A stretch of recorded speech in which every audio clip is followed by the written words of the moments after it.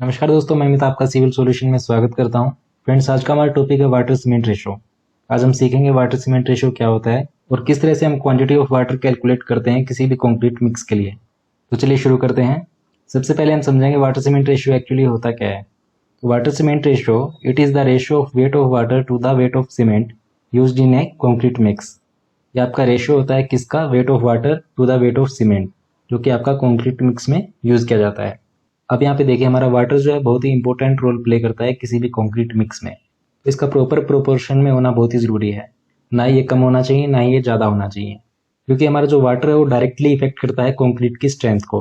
वो कैसे? तो आइए इसको हम समझते हैं। तो यहाँ पे देखिए, अगर आपका वाटर का क्वांटिटी ज़्यादा होगा किसी भी कंक्रीट मिक्स में, तो उसमें आपका bleeding, segregation as resulting reducing strength. अब यहाँ पे देखिए, अगर आपने वाटर का क्वांटिटी ज़्यादा मिक्स कर दिया किसी भी कंक्रीट मिक्स में, तो उसमें ब्लीडिंग का प्रॉब्लम डेवलप होगा। ब्लीडिंग क्या होता है? आपने देखा होगा, जब भी हम कंक्रीट को प्लेस करते हैं, उसके बाद हम उसकी जब फिनिशिंग करते हैं, तो वाटर सीमेंट की जो सैलरी है वो हमारी कंक्रीट के सरफेस पे आ जाती है, जिसके कारण क्या होता है, उसमें सेग्रीगेशन हो जाता है। सेग्रीगेशन मतलब आपका वाटर सीमेंट पेस्ट अलग हो जाएगा और आपका जो एग्रीगेट है, फाइन और कोर्स एग्रीगेट, वो आपके अलग हो जाएंगे, जिससे उनमें वॉइड डेवलप होंगे। अगर वॉइड डेवलप होंगे तो आपका कंक्रीट का जो स्ट्रेंथ है वो रिड्यूस होगा।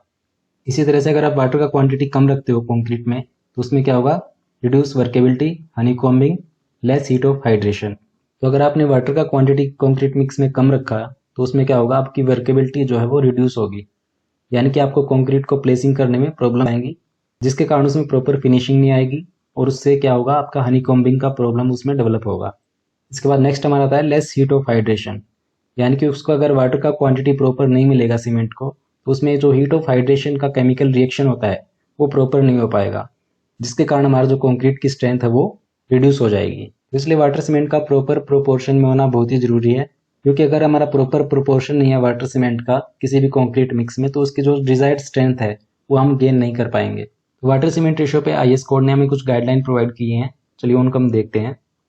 तो as per IS code 10262/2009, water cement ratio for nominal mix, that is M7.5, M10, M15, M20, M25 should be 0.4 to 0.6। IS code 10262/2009 हमें क्या कहता है कि water cement ratio for nominal mix, यानी कि नॉमिनल मिक्स के लिए आपका जो वाटर सीमेंट रेशो है, नॉमिनल मिक्स में हमारे कौन कौन से आएंगे? M7.5 से लेके M25 तक आपके जितने भी कंक्रीट के ग्रेड्स हैं, उनमें आपका वाटर सीमेंट रेशो 0.4 से 0.6 तक होना चाहिए।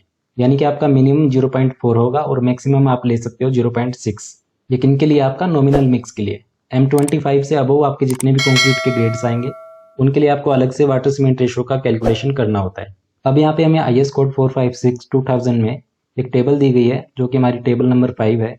उसमें हमें बताया गया है minimum cement content and maximum water cement ratio for different exposure conditions, यानी कि डिफरेंट एक्सपोजर कंडीशन में हमें मिनिमम सीमेंट कंटेंट और मैक्सिमम वाटर सीमेंट रेशो इस टेबल में हमें बताया गया है।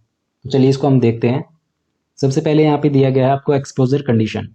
इसके बाद नेक्स्ट आता है हमारा plain concrete and then reinforced concrete. अब एक्सपोजर कंडीशन में हमारी कौन कौन सी आती हैं? Mild, moderate, severe, very severe, extreme. इन कंडीशन के बारे में मैं आपको बता देता हूँ। माइल्ड में क्या होता है? हमारा जो कंक्रीट होता है वो डायरेक्ट वेदरिंग एजेंसीज के इफेक्ट में नहीं आता, यानी कि आपकी डायरेक्ट सनलाइट होगी या फिर डायरेक्ट आपकी रेन होगी, तो उनके इफेक्ट में हमारा जो कंक्रीट है वो बहुत ही कम आता है या फिर नहीं आता। तो वो कंडीशन आती है आपकी माइल्ड में। इसके बाद हमारा नेक्स्ट आता है मॉडरेट।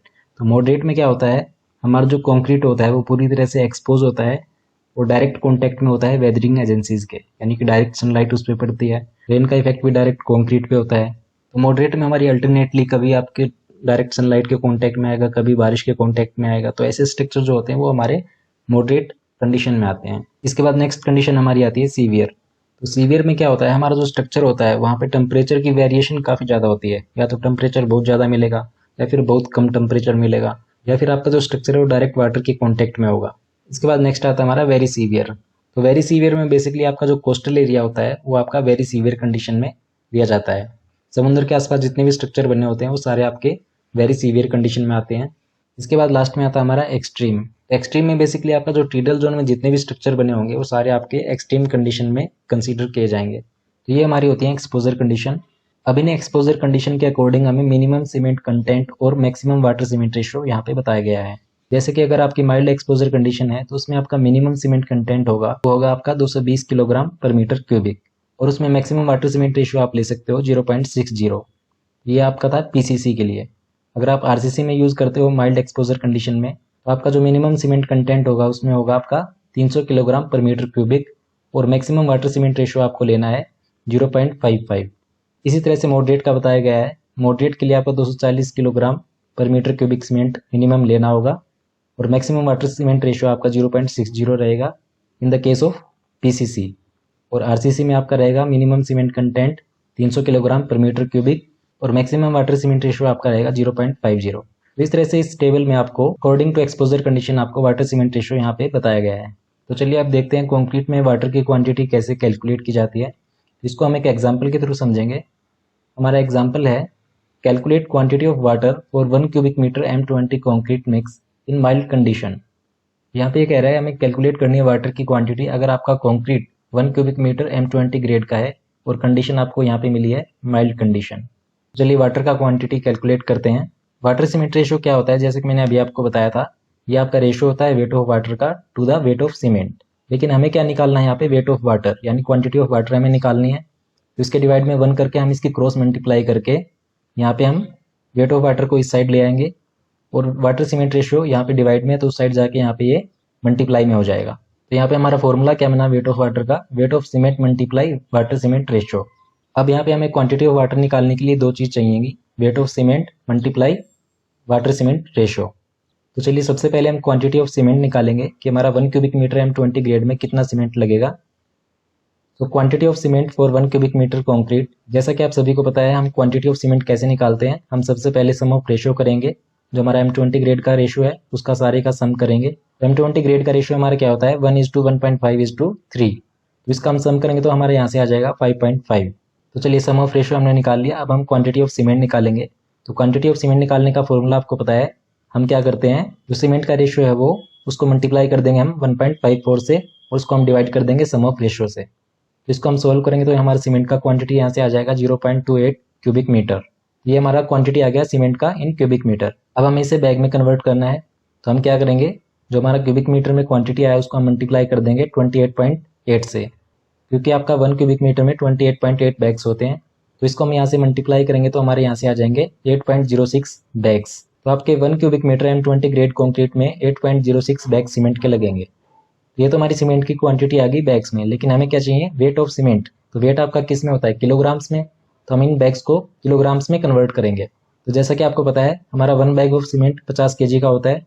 तो 8.06 बैग्स आपके कितने kg के हो गए, 8.06 multiply 50 is equal to 403.20 kilograms.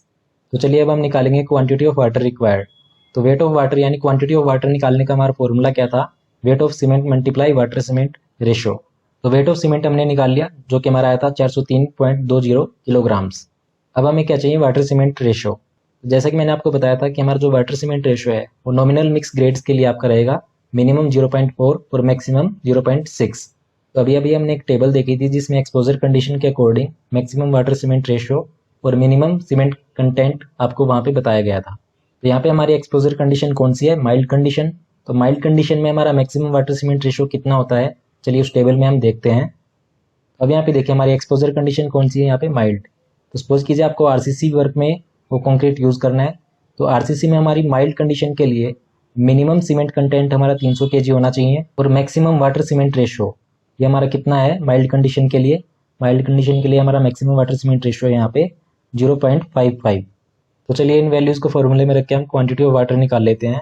तो क्वांटिटी ऑफ वाटर रिक्वायर्ड का फॉर्मूला हमारा क्या था, weight of cement multiply water cement ratio. Wait of cement हमारा कितना आया था, 403.20 किलोग्राम। तो 403.20 मल्टीप्लाई वाटर सीमेंट रेशियो हमारा माइल्ड कंडीशन के लिए क्या था, 0.55। तो इसको हम मल्टीप्लाई करके सॉल्व करेंगे तो हमारा क्वांटिटी ऑफ वाटर रिक्वायर्ड यहाँ से आ जाएगा 221.76 लीटर्स। तो इस तरह से हम क्वांटिटी ऑफ वाटर निकालते हैं कंक्रीट मिक्स के लिए। मैं उम्मीद करता हूँ आपको समझ में आ गया होगा। तो आज के लिए फ्रेंड्स इतना ही, थैंक यू।